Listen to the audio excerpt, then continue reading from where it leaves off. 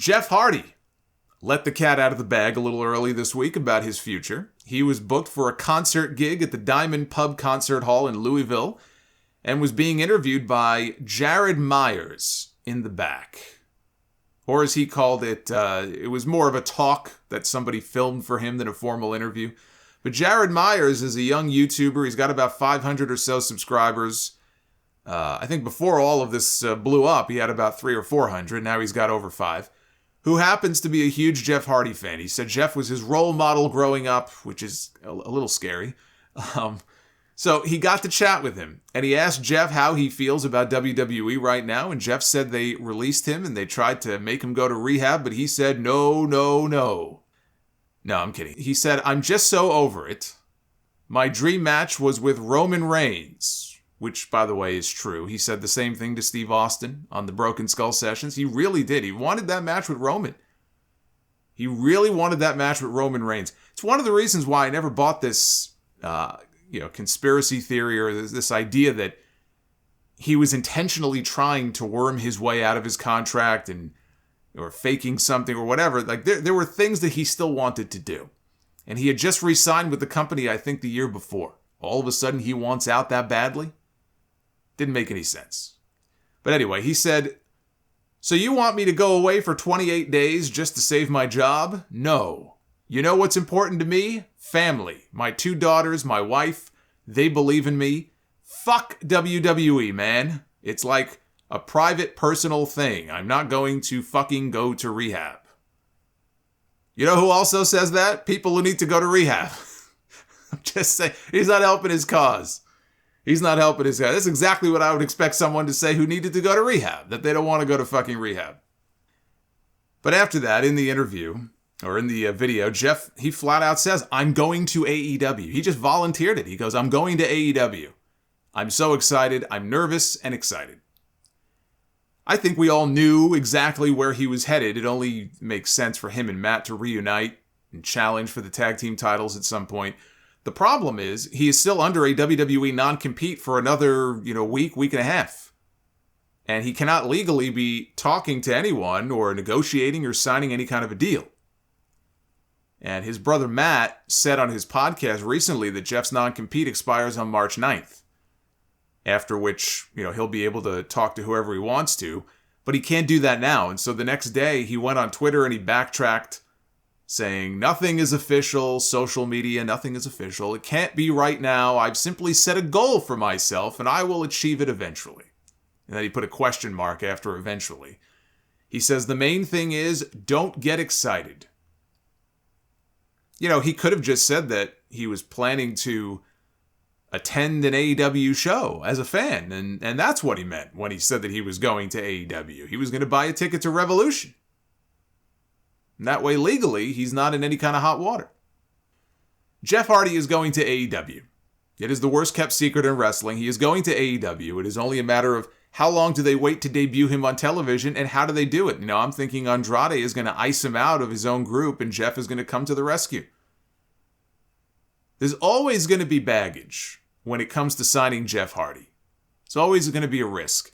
But if I'm Tony Khan, it would be too tempting not to bring him in for a Hardy Boys reunion. I get it. I get it. I understand him wanting to bring Jeff Hardy in. I still maintain that WWE did what it had to do with Jeff. Of all the things I beat WWE up for, deservedly so, I didn't beat them up for that. When that story broke, the whole house show incident and everything, I said, I get it. If you're in WWE's shoes, I understand it. Did they jump the gun? Yes, clearly. They jumped the gun. I'm not sure why they didn't wait for the results of the drug test before firing him. But with his track record, they made the call they felt they had to make.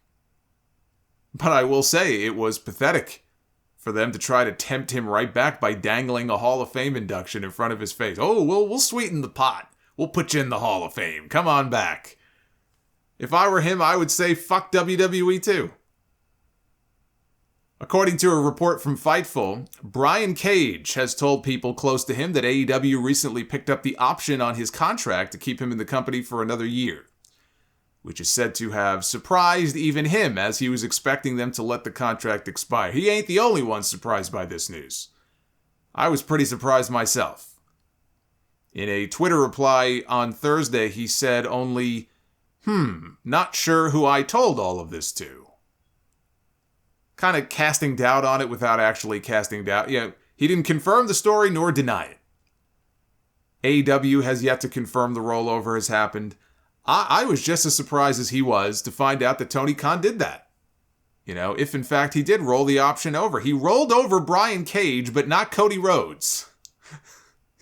I never thought I would see the day that he would roll over Brian Cage, who hasn't been on television in months, but he didn't roll over Cody or Brandy Rhodes.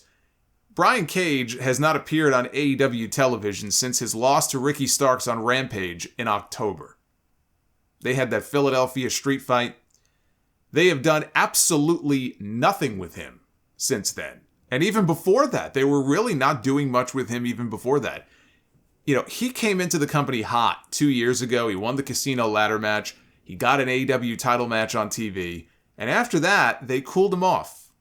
Now, why he hasn't been wrestling recently, I don't know. It's not an injury issue because he's been wrestling all over the indies. He even had a match with Will Ospreay a few weeks ago that was said to be excellent. And when the match was over, Ospreay got on the house mic and said Cage should be on television every single week. This man should be on TV every single week. I don't know what his, vaccination status is. Maybe he's not vaxxed and it caused issues with him working certain venues. I don't know.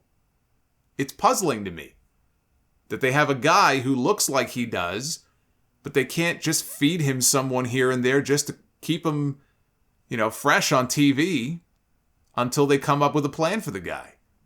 And then they roll over his option. So maybe they do have a plan to bring him back soon to TV. I know his wife made those comments a few months ago sticking up for her husband, Melissa Santos. She was very vocal about them not doing anything with him. I'm sure that didn't endear him to Tony Khan, but you can understand her frustration.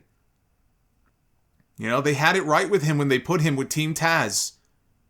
Brian Cage is very talented in the ring. He's able to do things that a man of his, physical frame should not be able to do. Nobody is denying his athleticism. Years ago, the guy was as skinny as a light post. He blew up overnight after that, and he looks the way that he does, but he can still move around in there like a lightweight. Thing is, he has no personality when he's out there, and he can't cut a promo to save his life. Putting him with Taz made sense. In execution, it didn't work. Even Ricky Starks, outshined him because Starks has a shit ton of charisma. He's got charisma coming out of his fucking ears. And then they split him away from Team Taz, and that was the worst thing they could have done, was taking his mouthpiece away from him. I had even suggested after Melissa Santos made those comments, I said, hey, I'm sure she's not exactly on Tony Khan's Christmas card list after that, but if she's interested, maybe sign her to a deal. Let her do the talking for her husband. Or better yet, they have someone like Smart Mark Sterling as a manager. He's with Jade Cargill right now, but maybe have him take on Cage as a client to represent him. Whoever it is, he needs to have somebody with him. Part of the issue also is that they have signed so many new people since he came in. He wasn't a priority for them even back then. He's less of a priority now. And there's only so many spots on the show, but it just doesn't make sense to fly him in every single week. He's there. He's back there. Fly him in every single week and have him sitting, in catering. Again, unless it's a medical issue or a vax issue or something like that. If he's there, throw him out there every now and then just to let people know he's still working there. Maybe Wardlow is getting the Brian Cage push. Maybe they feel like we can't have two big guys, power bombing and killing people on TV at the same time, and Wardlow is the one that we're focusing on right now. But that doesn't do him any favors if they're so focused on this one person and he's not getting any work. I mean, I'm sure he's getting paid all the same, but his stock has just gone way down because he's not visible. But getting him a manager needs to be priority number one. If you have ever heard a Brian Cage promo, he would fit right in on that announce team next to Excalibur. When they have Excalibur racing through the match announcements for the following week's shows, the way he speed reads through everything, he'd fit in perfectly. That's how Brian Cage cuts a promo. He does the same thing in his promos. If they rolled over his option, maybe they're going to have a plan for him at some point. But if they bring him back to TV, priority number one, put him with somebody who can do the talking for him.